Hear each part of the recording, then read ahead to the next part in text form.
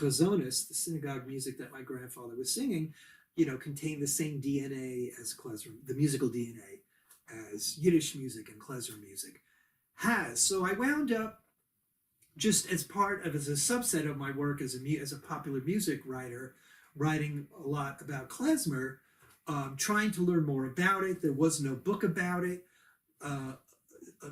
My agent at the time said, "Why don't you write a book about Klezmer music?"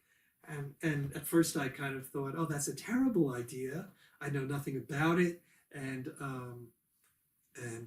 nobody will be interested in it. It's kind of funny." And then half a year later, I thought, you know what? That is a great idea. I think I will do that. So I got a book deal, and I interviewed everybody involved on the Klezmer scene, went to 1,000,000 concerts, read everything I could get my hands on. There were a lot of articles and liner notes.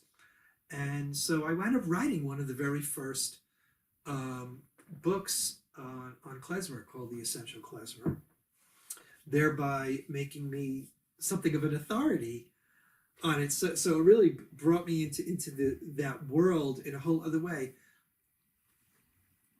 Coincidentally, and running on a kind of separate, parallel, but even earlier line to that, when the Forward, formerly the Vorwärts, the Yiddish newspaper, the Vorwärts, when it launched an English language edition, which I think was about 1990, 91.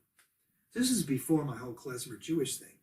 It just so happened that the guy who launched it, Seth Lipsky, was a native of the Berkshires and actually had the same job for a short time that I had at the Berkshire Eagle many years earlier.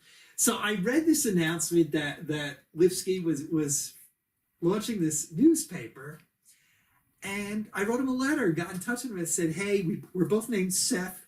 We both had the same job at the Berkshire Eagle. I think this sounds great, this effort that you're launching. I'd love," and he was great, love to have you involved.